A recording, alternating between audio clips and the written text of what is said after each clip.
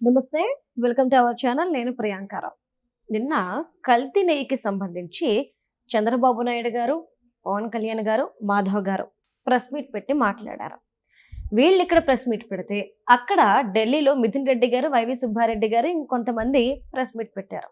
ఈరోజు జగన్మోహన్ రెడ్డి గారు జోగి రమేష్ గారిని కలవడానికి వెళ్తున్నారు. అది కూడా యాజ్ ఇట్ ఈజ్ మొన్న ఎలా వెళ్ళారో ఇప్పుడు కూడా అలానే యాత్ర చేసుకుంటూ వెళ్తున్నారు. అయితే వీళ్ళంతా ఏం చెప్తున్నారు? చంద్రబాబు నాయుడు గారు ముఖ్యంగా చెప్తున్నారు, ఇది దేవస్థానాల మీద, హిందూ మతం మీద చేసిన దాడి. ముందే ప్రణాళిక సిద్ధం చేసుకొని అధికారంలోకి రాగానే వీళ్ళు దాన్ని అమలు చేశారు, అంతేగాని డబ్బు కోసం చేసిందైతే కాదు అని కరాఖండిగా తేల్చి చెప్పారు. ఇటు పవన్ కళ్యాణ్ గారు ఏమంటున్నారు? ఏదైతే దాడి జరిగిందో హిందూ మనోభావాలు దెబ్బతీసే విధంగా జరిగింది, పక్కా కల్తీ జరిగిందని సిట్టే చెప్తుంది, మరి జరగలేదని మీరు ఎలా చెప్తారు అని క్వశ్చన్ చేస్తున్నారు. మాధవ గారు కూడా అదే అంటున్నారు. అసలు నెయ్యే లేదు అని సిట్ చెప్తుంటుంటే మేము కల్తీయే చేయలేదు అని చెప్పేసి మీరు ఎలా చెప్తారని ప్రశ్నించి, కానీ ఈ ముగ్గురు ప్రెస్ మీట్లో కీలకంగా చెప్పింది ఏంటి అంటే, ఎవరైతే దోషులు ఉన్నారో వాళ్ళని తీసుకొచ్చి దేవుడు ముందు మోకరిల్లేంత వరకు కూడా మేము విడిచిపెట్టేదే లేదు అని స్ట్రాంగ్గా వార్నింగ్ ఇస్తుంటే, వైవి సుబ్బారెడ్డి గారు చెప్తారు, అవును కల్తీ జరిగింది, అందులో పంది కొవ్వు లాంటిది కలవలేదు, కానీ కల్తీ అయితే జరిగింది నెయ్యి అని చెప్పేసి వైవి సుబ్బారెడ్డి గారు ఒప్పుకున్నారు. మరి జగన్మోహన్ రెడ్డి గారు ఏమంటున్నారు? అసలు జరగనే లేదు, అసలు కల్తీ నెయ్యే జరగలేదు, కావాలని మా మీద కేసులు పడుతున్నారని జగన్మోహన్ రెడ్డి గారు అంటున్నారు. అంటే వాళ్ళకే క్లారిటీ లేదా? లేదు అంటే అరెస్ట్ కాక తప్పదు అని వాళ్ళు భయపడుతున్నారా? ప్రజల్ని మభ్య పెట్టేందుకు, దారి మళ్లించేందుకు వాళ్ళు ప్రయత్నాలు చేస్తున్నారా? ఇలాంటివి ఎన్నో ప్రశ్నలు ఉత్పన్నమవుతున్నాయి. ఓవరాల్గా నిన్న ప్రెస్ మీట్కి మధ్య ఏం చెప్పాలనుకుంటున్నారు అనేది ఈ వీడియోలో తెలుసుకుందాం. మనతో మాట్లాడడానికి ప్రముఖ పొలిటికల్ అనలిస్ట్ డివి శ్రీనివాస్ గారు ఉన్నారు. ఆయన అడిగి తెలుసుకుందాం. నమస్కారం సార్. నమస్తే సార్, ఒకరంటారు అసలు కల్తీ జరగలేదు నెయ్యిలో, మేము అంతా స్వచ్ఛందంగా చేసాం, మంచిగా చేసామని. ఎవరు? జగన్మోహన్ రెడ్డి గారు. రవి సుబ్బారెడ్డి గారు అంటారు ఇది కల్తీ జరిగింది, సిట్ చెప్పిన మాట నిజమే, కానీ నేను చేయలేదు అంటారు ఆయన. ఇటు వీళ్ళేమో అంటే కూటమి ప్రభుత్వం ఏమో సిట్ చాలా క్లియర్గా చెప్పింది కల్తీ జరిగింది, కాకపోతే పంది కొవ్వుల గురించి మేము చెప్పి హిందూ ప్రజల మనోభావాలు దెబ్బతీయలేం కాబట్టి వాటిని మేము మాట్లాడట్లేదు, కానీ శిక్ష పడేంత వరకు మేము ఊరుకునేది లేదు అని చెప్తున్నారు. ఇప్పుడు అసలు ఎలా చూడాలి వీళ్ళు ప్రెస్ మీట్లని? ఏం చెప్తున్నారు అసలు? ఇవాళ పొద్దున సుబ్బారెడ్డికి జగన్మోహన్ రెడ్డి ఫోన్ చేశాడండి. వా ఫోన్ చేసి మామూలుగా అక్షంతలు కాదు, అసలు బాబాయి వయసులో పెద్దాడు అని కూడా చూడకుండా అసలు తిట్టు వదిలిపెట్టాడు. అంటే నిన్న మీరు ప్రెస్ మీట్ ఢిల్లీలో పెట్టింది ఏంటి? చంద్రబాబు చెప్పిన దాన్ని అటెస్ట్ చేయడం కోసం పెట్టారా? చంద్రబాబు ఏదైతే చెప్పాడో ఎన్డీడీబీ రిపోర్ట్, జంతు కొవ్వు కలిసింది, లాడ్ ఉంది అని స్పష్టంగా ఎన్డీడీబీ ఏంటి ఆ శాంపుల్స్లో ఆ ఈక్వేషన్ 4-5 ఈక్వేషన్స్లో ఈక్వేషన్ 4లో ఏముంది? దాంట్లో అసలు కొవ్వు ఎంత ఉండాలి? 104 ఉండాలి, కానీ 116 ఉంది. 116 ఉంది ఎస్ వాల్యూ అంటే అర్థం దానిలో పంది కొవ్వు కలిసింది అని చెప్పి ఎన్డీడీబీ రిపోర్ట్ ఇచ్చింది. అది చంద్రబాబు చెప్పిందే. మళ్ళా సుబ్బారెడ్డి నిన్న ఢిల్లీ ప్రెస్ మీట్లో అదే రిపోర్ట్ తీసి అదే చదివాడు. చదివి సస్పెక్టెడ్ అనే పదం వాడతాడు. ఆ హెడ్డింగ్లో సస్పెక్టెడ్ అడల్టరెంట్స్ అని ఉంది. అంటే కల్తీ అనుమానాలు అని ఉన్నాయి కదా అంటాడు. కల్తీ అనుమానాల కింద నిర్ధారణ ఉంది. ఏది? స్పష్టంగా ఈక్వేషన్ 4లో ఎస్ వాల్యూ మనం అన్నదే 98 నుంచి 104 ఉండాల్సింది 116 ఎలా ఉంది? అక్కడే పంది కొవ్వు, లాడు, లేకపోతే ఈ ఫిష్ ఆయిల్ ఉన్నాయని చెప్పి మరి ఇచ్చిన నేపథ్యంలో దాన్ని పట్టుకుని సుబ్బారెడ్డి చంద్రబాబు ఏం చెప్పాడో అది కరెక్ట్ అని. అంటే సుబ్బారెడ్డి ఢిల్లీలో ప్రెస్ మీట్ పెట్టింది జగన్ చెప్పింది చెప్పడానిక, చంద్రబాబు చెప్పింది సమర్థించడానిక? అంటే నేను జరిగింది నిజమే, వాస్తవమే, కానీ నేను చేయలేదు అంటే ఆయనతో ఎవరో చేపించారని కదా సార్ ఆయన ఇండైరెక్ట్గా చెప్తుంది. ఐ థింక్ నాకు అలా అర్థమైంది. మొదటి నుంచి అదే చెప్తున్నాడు, అంతకుముందు కూడా అదే చెప్పాడు, కల్తీ జరిగింది వాస్తవం, దానికే ఇంకా నువ్వు బాధ్యత వహించాలి. నువ్వు చైర్మన్గా మరి కల్తీ జరిగిందని నిజం అనుకున్నప్పుడు ఇంకా నీకు అసలు మాట్లాడే నైతికత ఎక్కడుంది? మరి ఆయన సైన్ పెట్టకపోతే చైర్మన్గా మరి ఎవరు చేశారు? భూమన కరుణాకర్ గారా? అంటే 5 ఏళ్లలో ఇద్దరు ఉంటారు కాబట్టి ఎవరు చేశారు? మరి ఎవరు సంతకం పెట్టారు? ఎవరు తీసుకున్న డెసిషన్స్? అంటే అధికారుల మీదకు తోసేసి నాకు సంబంధం లేదు, ఇది అంతా అధికారుల పరం అంటే మరి సంతకం పెట్టింది ఎవరు? అధికార కాదుగా. సింఘాల్ సంతకం లేదు, అక్కడ ఉన్నది సుబ్బారెడ్డి సంతకం. నీ చదవకండి. సంతకాన్ని అమలు చేయడమే సింఘాల్ బాధ్యత. ఇంకా నా సంతకం ఫోర్జరీ అనలేదు సార్ వాళ్ళు. ఇంకా తర్వాత అంటారేమో, ఎందుకంటే అనేక ఫోర్జరీ సంతకాలు వీళ్ళ మీద కేసులు ఉన్నాయి. అవును. కాకాని గోవర్ధన్ రెడ్డి దగ్గర నుంచి మొత్తం వీళ్ళంతా ఫోర్జరీ పితామహులే. అవును. ఇప్పుడు ఒకటి ఇక్కడ మనం చూడాల్సింది, పంది కొవ్వు, ఫిష్ ఆయిల్, యానిమల్ ఫ్యాట్ స్పష్టంగా ఉన్నాయని శాస్త్రవేత్తలందరూ చెబుతుంటే సుప్రీంకోర్టు ఏమంది, ముఖ్యమంత్రి గారిని కూడా మాట్లాడొద్దాం, ఇది భక్తుల విశ్వాసం నమ్మకానికి సంబంధించిన అంశం, అది మళ్ళీ వాళ్ళు అందరూ కోట్లాది భక్తులు బాధపడే అవకాశం ఉంది కాబట్టి మాట్లాడొద్దంటే దాన్ని సాగుగా తీసుకుని జంతు కొవ్వుని అడ్డం పెట్టుకుని అసలు కల్తీయే జరగలేదంటాడు జగన్మోహన్ రెడ్డి. సజ్జలేమో కల్తీ సహజమే అన్నాడు. అంటే ముగ్గురు నాయకులు వైసీపీలో 3 రకాల వెర్షన్. సహజమే కల్తీ అని సజ్జలు చెప్పటం ఏంటి, కల్తీ జరిగింది నిజమే అని సుబ్బారెడ్డి ఒప్పుకోవటం ఏంటి, జరగలేదని జగన్మోహన్ రెడ్డి చెప్పటం ఏంటి. ఇప్పుడు ఈరోజు కూడా మళ్ళీ పర్యటన, ఎక్కడ జోగి రమేష్ దగ్గరికి వెళ్తున్నాడు, నిన్న అంబటి దగ్గర పర్యటన. మీరు చెప్పారు 2 ప్రెస్ మీట్లు, 2 పర్యటనలు. అసలు నీకు ఇంకో విషయం చెప్తా, ఏది 2 చెక్కుల గురించి చెప్తా, చాలా గమ్మత్తుగా ఉంటుందన్నమాట. 2 స్కాములు ఇవి. ఏది ఈ 2 స్కాములు 2 ఎంపీలు ఇన్వాల్వ్ అయ్యారు. ఒకటేమో కల్తీ నెయ్యి, ఒకటేమో కల్తీ మద్యం. అక్కడ కల్తీ మద్యంలోనేమో మిథున్ రెడ్డి లోక్సభ సభ్యుడు, ఇక్కడ కల్తీ నెయ్యిలోనేమో సుబ్బారెడ్డి రాజ్యసభ సభ్యుడు. వీళ్ళిద్దరూ కలిసి నిన్న ఢిల్లీలో ప్రెస్ మీట్ పెట్టారు. ఇక్కడ దీంట్లో మనం తీసుకుంటే బ్యాంక్ ఆఫ్ మహారాష్ట్ర ఖాతా నంబర్ 20092501613, బ్యాంక్ ఆఫ్ మహారాష్ట్ర ఖాతా నంబర్ 20092501613. ఎవరిది? దాంట్లోకి 5 కోట్లు వచ్చాయి. ఎక్కడి నుంచి వచ్చాయి? ఈ 5 కోట్లు నీకు 50,000 కోట్ల స్కామ్ను పట్టించింది. ఎవరిది సార్ ఇది? ఇది పిఎల్ఆర్ ప్రాజెక్ట్స్. పెద్దిరెడ్డి రామచంద్రారెడ్డి, పెద్దిరెడ్డి మిథున్ రెడ్డి. మీరు సివిల్ కాంట్రాక్టులు, మీరు ప్రాజెక్టులు కడతారు, రోడ్లు వేస్తారు. మీకు ఏదన్నా వేస్తే ఎవరు వేయాల ఖాతాలో డబ్బులు? డిస్టిలరీలు ఎలా వేస్తారు? అవును కదా. ఇప్పుడు డిస్టిలరీకి మద్యం కదా వాళ్ళు అమ్ముకునేది. అంటే మీ దగ్గర పనిచేసే ఇంజనీర్లు, కార్మికులు అందరూ మద్యం తాగుతుంటే 5 కోట్లు బిల్ అది. పెద్దిరెడ్డి మిథున్ రెడ్డి ఏమంటాడు, 5 కోట్లు వెనక్కి ఇచ్చేసామంటాడు. వెనక్కి ఇచ్చేసినంత మాత్రాన నువ్వు చేసింది ఇదవుద్దా?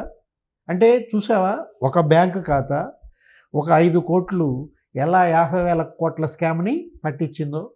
పేరుకే అది 3,600 కోట్ల స్కామ్ అంటారు, కానీ అది 1,00,000 కోట్ల మద్యం, దాంట్లో 50,000 కోట్లు కుంభకోణం. ఇంకొక అకౌంట్ చెప్తా నీకు, 306917573990. ఇది మరి ఎస్బీఐ, ఢిల్లీ ఎస్బీఐ సంసదీయ బ్రాంచ్. ఈ అకౌంట్ నెంబర్ ఎవరిది? వైవి సుబ్బారెడ్డినా? వాళ్ళ పిఏ చిన్నప్పన్న. ఈ అకౌంట్లో ఎంత పడింది అని అడుగు. 50 లక్షలు. 50 లక్షలు ఎవరిచ్చారని అడుగు. ఎవరిచ్చారు? డైరీ వాడు ఇచ్చాడు. డైరీ వాడికి మరి ఈ పిఏకి సంబంధం ఏంటి? అసలు ఇతను నా పిఏ కాదంటాడు. వేమిరెడ్డి ప్రభాకర్ రెడ్డి పిఏ అంటాడు. వేమిరెడ్డి ప్రభాకర్ రెడ్డి పిఏ అని చెప్పి రాసింది ఆ ఛార్జ్ షీట్లో సిట్టు? లేదు, వైవి సుబ్బారెడ్డి పిఏనే రాసింది. 10 సార్లు రాసింది. అవును. ఏమని, నువ్వు ఎంపీగా ఉన్నప్పుడు నీకు అతనే పిఏ, టీటీడీ బోర్డు చైర్మన్గా ఉన్నప్పుడు నీకు అతనే పిఏ. అంటే 4,63,00,000 ఇప్పుడు ఈ బ్యాంక్ ఖాతాలో ఉన్నాయి. ఎక్కడి నుండి వచ్చినాయి? వెంటనే అవి ఒక 5 లక్షలు మాత్రమే ఉంచి 4,68,00,000కి 4,63,00,000 విత్డ్రా చేశారు. ఎవరా మహిళ? బెజవాడకు చెందినటువంటి ఒక మహిళ. ఆమె అకౌంట్ని చిన్నప్పని ఆపరేట్ చేయటం. ఆ మహిళకి చిన్నప్పనికి సంబంధాలు ఏంటి? తాడేపల్లి ప్యాలెస్ దగ్గర అపార్ట్మెంట్లో ఆమె ఉంటుందంట. ఆమె తల్లి ఎవరో శ్రీదేవి అంట పేరు. ఆమె అకౌంట్ని చిన్నప్పన్న ఆపరేట్ చేయటం ఏంటి? చిన్నప్పన్న డబ్బులన్నీ మరి ఎవరి ఖాతాల్లోకి ఆ 4,63,00,000 వెళ్ళాయి? సుబ్బారెడ్డి గారిని, స్వర్ణలత మేడంని మీ యాక్సిస్ బ్యాంక్ లావాదేవీలు ఇవ్వండి ఇవ్వం, మేము కోర్టుకు వెళ్ళి మా ప్రైవసీ పోద్దంటారు. అంటే నీకు నిజంగా ఏది నువ్వు సచ్చీలుడు అయితే ఏది నువ్వు ఇప్పుడు చెబుతున్నావు కదా, నేను ప్రమాణం చేస్తా, ఏ ప్రమాణం ఆయనకి సిద్ధం, ఏ సత్య శోధన టెస్ట్కైనా సిద్ధం అన్నాడు నేను సుబ్బారెడ్డి. యాక్సిస్ బ్యాంక్ లావాదేవీలు నువ్వు ఆ ఒక్కటి చాలు, ప్రమాణాలు అక్కర్లేదు. సత్య శోధన అవసరం లేదు, నీ బ్యాంక్ లావాదేవీలు ఇస్తే చాలు కదా. అంటే నేను సత్య శోధనకైనా సిద్ధమే, నేను స్వామివారి దగ్గర మరి కర్పూరం ఆర్పడానికైనా సిద్ధమే. ఎందుకంటే మా కరుణాకర్ రెడ్డి ఆర్పాడు, మా జోగి రమేష్ ఆర్పాడు, నేను ఆర్పుతా. కానీ బ్యాంక్ ట్రాన్సాక్షన్స్ మాత్రం అడగదు. అంటే సార్ ఇప్పుడు కూటమి ప్రభుత్వం చాలా ఖరాఖండిగా నేను ప్రెస్ మీట్లో ఏం చెప్పింది, శిక్షించేంత వరకు మేము నిద్రపోము. ఇంకొక కీలకమైన అంశం చంద్రబాబు నాయుడు గారు చెప్పారు సార్. ఆయన ఏమన్నారు అంటే, ఇది డబ్బు కోసం చేసింది కాదు, హిందూ మతాన్ని, హిందూ ధర్మాన్ని కించపరచడానికి, అవమానించడం కోసం ముందుగా ప్రణాళిక సిద్ధం చేసుకొని అధికారంలోకి వచ్చాక ఆ ప్రణాళికని అమలు చేశారు అని చంద్రబాబు నాయుడు గారు అంటున్నారు. నిజంగా ఇదే జరిగిందా? డబ్బు కోసం చేశారా? డబ్బు కోసం చేస్తే ఇన్ని స్కామ్లు ఉన్నాయి కాబట్టి నిజంగా డబ్బు కోసం అనుకోవచ్చు. అలానే ముఖ్యంగా హిందూ ధర్మం మీదే పడి దోచుకున్నారు కాబట్టి ధర్మం మీద చేసిందిగా కూడా ఆయన భావిస్తున్నారు. ఎందుకంటే చర్చిలో జరగలే ఇలాంటి స్కామ్లు, ఏ మసీదుల్లోని జరగలే ఇలాంటి స్కామ్లు, ఏ బౌద్ధ ఆలయాల్లోని జరగలే ఇలాంటి స్కామ్లు, కేవలం హిందూ ఆలయాల్లో మాత్రమే జరిగింది. కాబట్టి బాబు గారు చెప్పింది అక్షరాల నిజమా? నీకు ఒక విషయం చెప్తా. జగన్మోహన్ రెడ్డి సీఎంగా ప్రమాణ స్వీకారం చేసిన డేట్ తెలుసా? 2019 మే 30. సుబ్బారెడ్డిని టీటీడీ బోర్డు చైర్మన్గా అపాయింట్మెంట్ చేసింది ఎప్పుడో తెలుసా? 22 జూన్ 2019. అంటే తను సీఎం అయిన 22 రోజులకే బాబాయిని చైర్మన్గా పెట్టేశాడు. అవును. జనరల్గా ఎవరు సీఎం అయినా అంత హడావిడిగా కొత్త చైర్మన్ అక్కడ పెట్టరు. ఇప్పుడు ఈయన బిఆర్ నాయుడు, అవును, ఇప్పుడు చంద్రబాబు సీఎంగా ఇప్పుడు ప్రమాణం చేశారు 12వ తారీఖు జూన్ 2024. బిఆర్ నాయుడు అపాయింట్మెంట్ ఎప్పుడు జరిగింది? నవంబర్లోనో ఎప్పుడు జరిగింది. అప్పటికి 1 year 5-6 నెలల తర్వాత జరిగింది.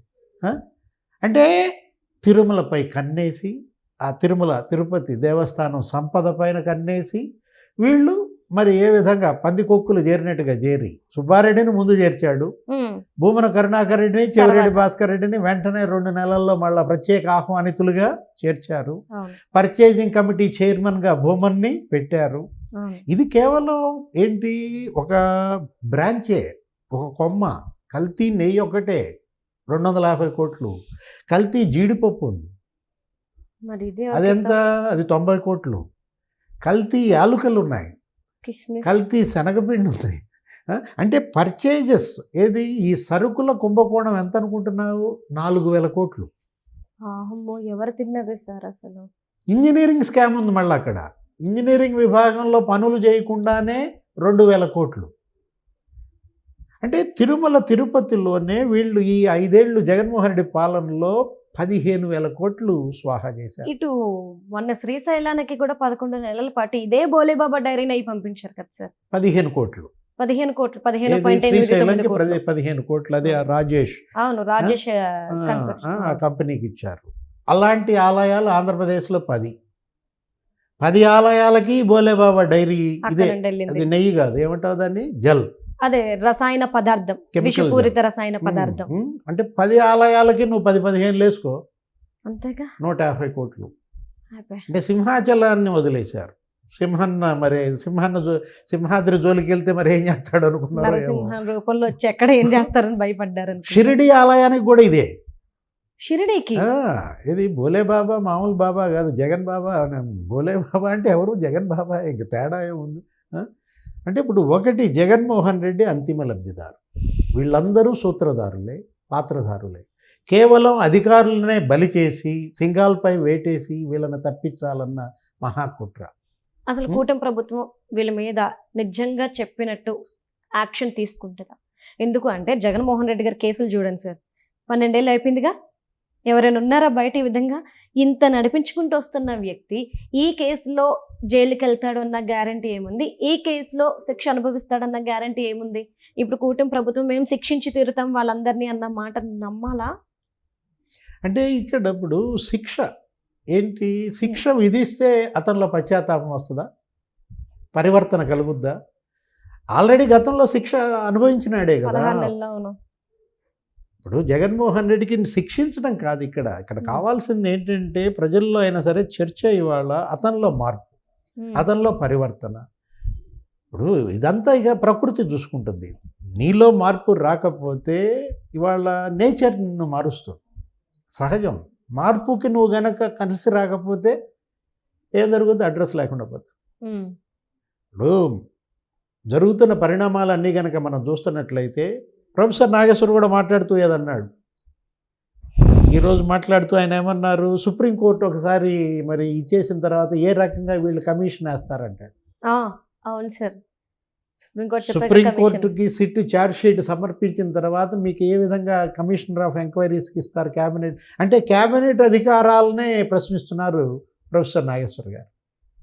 కానీ వాళ్ళే చెప్పినట్టున్నారు కదా సార్, వీళ్ళ పలానా వ్యక్తుల మీద మీరు యాక్షన్ తీసుకోండి అని చెప్పి గవర్నమెంట్కి. ఇప్పుడు నాగేశ్వర్ ఆయన ఏంటి, ఆయన మరి గతంలో మనం చూసాం ఎమ్మెల్సీగా పనిచేశారు, ఒక విశ్లేషకుడిగా లేకపోతే ఒక ప్రొఫెసర్గా, అటు జర్నలిజం ఆయన క్లాసులు ఇవ్వడం, అనేక మందికి వ్యక్తిత్వ వికాస నిపుణుడిగా, గొప్ప విశ్లేషకుడిగా ఉన్నటువంటి ఆయన ఎవరిని మద్దతు ఇస్తున్నాడు, ఎవరికి సపోర్ట్ ఇస్తున్నాడు అంటే? సుప్రీంకోర్టు ఒకసారి ఛార్జ్ షీట్ ఇచ్చిన తర్వాత క్యాబినెట్ కమిషన్ ఎలా వేస్తుందంటే,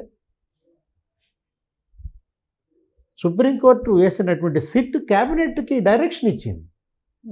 11 పేజీల నివేదిక క్యాబినెట్కి పంపింది. ఆ 11 పేజీల నివేదికలో క్యాబినెట్ డిస్కస్ చేసి తీసుకున్న నిర్ణయం అది. 3 అధికారుల పైన చర్య తీసుకోమంది, అనిల్ సింఘాల్ మీద వేటేసింది. తర్వాత ఈ కమిషన్కి ఆదేశిస్తే ఆయన ఎలా మీరు నియమిస్తారంటే, ఇప్పుడు ప్రొఫెసర్ నాగేశ్వర్ ఆ విధమైన వ్యాఖ్యల ద్వారా జగన్మోహన్ రెడ్డి, సుబ్బారెడ్డి చేసింది కరెక్ట్ అని చెప్తున్నారా? అది జనంలో చర్చ. Right. Thank you so much sir.